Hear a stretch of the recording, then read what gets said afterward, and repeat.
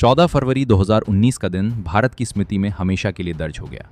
उस दोपहर जम्मू कश्मीर के पुलवामा जिले के लेथपोरा इलाके में श्रीनगर जम्मू राष्ट्रीय राजमार्ग पर केंद्रीय रिजर्व पुलिस बल सीआरपीएफ का एक बड़ा काफिला गुजर रहा था। मौसम साफ था, लेकिन सुरक्षा चुनौतियां पहले से मौजूद थीं। काफिले में लगभग 78 वाहन थे और 2500 से अधिक जवान ड्यूटी के लिए श्रीनगर की ओर बढ़ रहे थे। करीब 3:15 पर अचानक एक एसयूवी तेज रफ्तार से काफिले की एक बस से टकराई। टक्कर के साथ ही भीषण विस्फोट हुआ, इतना शक्तिशाली कि बस के परखच्चे उड़ गए, सड़क पर धुआं और मलबा फैल गया और आसपास के वाहन भी बुरी तरह क्षतिग्रस्त हो गए। कुछ ही क्षणों में 40 जवान शहीद हो गए। ये स्वतंत्र भारत में सुरक्षा बलों पर हुए सबसे घातक आत्मघाती हमलों में से एक था। हमले की जिम्मेदारी पाकिस्तान स्थित आतंकी संगठन जैश-ए-मोहम्मद ने ली। संगठन ने हमलावर की पहचान आदिल अहमद दार के रूप में बताई। पुलवामा का ही एक स्थानीय युवक जो कुछ समय पहले उग्रवादी संगठन में शामिल हुआ था।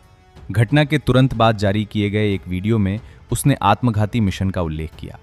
जांच एजेंसियों के अनुसार इस हमले में उच्च तीव्रता वाले विस्फोटक, जिनमें RDX भी शामिल था, इस्तेमाल किए गए थे। इतनी बड़ी मात्रा में विस्फोटक जुटाना और कार बम तैयार करना किसी अकेले व्यक्ति के बस की बात नहीं थी। इससे एक संगठित नेटवर्क, स्थानीय सहयोगियों और सीमा पार हैंडलरों की संलिप्तता के संकेत मिले। हमले की खबर फैलते ही पूरे देश में शोक और आक्रोश की लहर दौड़ गई। शहीदों के पार्थिव शरीर जब उनके गृह राज्यों में पहुंचे तो हजारों लोग सड़कों पर उमड़ पड़े। वी वॉन्ट जस्टिस और भारत माता की जय के नारों के बीच अंतिम यात्राएं निकली।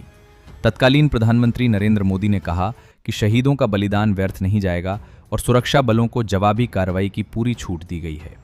भारत ने कूटनीतिक स्तर पर भी कदम उठाए। पाकिस्तान से मोस्ट फेवर्ड नेशन MFN का दर्जा वापस लिया, आयात शुल्क बढ़ाया और अंतर्राष्ट्रीय मंचों पर आतंकवाद के मुद्दे को जोर शोर से उठाया। राष्ट्रीय जांच एजेंसी MIA ने विस्तृत जांच शुरू की। कई संदिग्धों और स्थानीय सहयोगियों को गिरफ्तार किया गया। 2020 में दाखिल आरोप पत्र में जैश-ए-मोहम्मद के सरगना मसूद अजहर समेत कई नाम शामिल किए गए। जांच में यह भी सामने आया कि हमले की योजना लंबे समय से बनाई जा रही थी और विस्फोटक सामग्री विभिन्न स्रोतों से जुटाई गई थी। सुरक्षा एजेंसियों ने ओवरग्राउंड वर्कर्स OGWs के नेटवर्क पर सख्त कार्रवाई की, संपत्तियां जब्त की और संचार चैनलों को तोड़ा।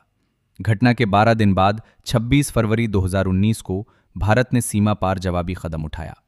भारतीय वायुसेना ने पाकिस्तान के खैबर पख्तूनख्वा प्रांत के बालाकोट क्षेत्र में आतंकी प्रशिक्षण शिविरों को निशाना बनाते हुए हवाई कार्रवाई की।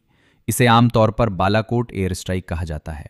भारत का कहना था कि ये एक गैर सैन्य प्री-एम्प्टिव कार्रवाई थी, जिसका उद्देश्य आतंकी ढांचे को नुकसान पहुंचाना था। अगले दिन 27 फरवरी को दोनों देशों की वायुसेनाओं के बीच हवाई मुठभेड़ हुई। इस दौरान भारतीय वायुसेना के पायलट अभिनंदन बर्धमान का MiG-21 विमान गिर गया और वे पाकिस्तान की सीमा में जा गिरे। उन्हें पाकिस्तानी सेना ने हिरासत में लिया, लेकिन अंतर्राष्ट्रीय दबाव और कूटनीतिक प्रयासों के बाद कुछ ही दिनों में रिहा कर दिया गया। उनकी वापसी को भारत में व्यापक स्वागत और सम्मान मिला। अंतर्राष्ट्रीय स्तर पर भी इस हमले की कड़ी निंदा हुई। अमेरिका, फ्रांस, ब्रिटेन और कई अन्य देशों ने आतंकवाद के खिलाफ भारत के साथ एकजुटता व्यक्त की। संयुक्त राष्ट्र सुरक्षा परिषद में लंबे समय से लंबित प्रस्ताव के बाद मई 2019 में मसूद अजहर को वैश्विक आतंकी घोषित किया गया।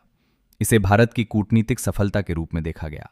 पुलवामा हमले का प्रभाव केवल सैन्य या कूटनीतिक दायरे तक सीमित नहीं रहा।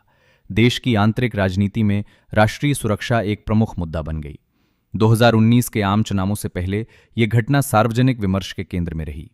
इसके अलावा सुरक्षा प्रोटोकॉल में बदलाव किए गए, बड़े काफिलों की आवाजाही पर नई गाइडलाइंस बनी, IED पहचान तकनीक को उन्नत किया गया, खुफिया एजेंसियों के बीच समन्वय मजबूत किया गया और स्थानीय स्तर पर कट्टरपंथ रोकने के प्रयास बढ़ाए गए। अगस्त 2019 में जम्मू कश्मीर से अनुच्छेद 370 हटाने और राज्य के पुनर्गठन का निर्णय भी व्यापक सुरक्षा परिप्रेक्ष्य में चर्चा का विषय बना।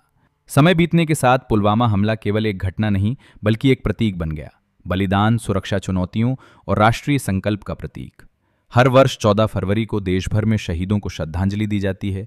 स्कूलों, सरकारी दफ्तरों और सुरक्षा बलों के परिसरों में कार्यक्रम आयोजित होते हैं। शहीद परिवारों के समर्थन के लिए विभिन्न योजनाएं और पहलें चलाई गईं।